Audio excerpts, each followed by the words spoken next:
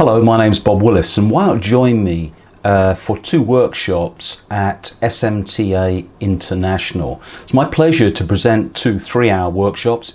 They will be online, but you'll have plenty of opportunity to ask questions. The first workshop will be on low temperature solder, and it will encompass the use of hand soldering, rework, selective, wave, reflow, and robotic soldering. And I'll show you the differences in the process, some of the things you need to consider when you're implementing low temperature solders, and of course the quality and inspection standards.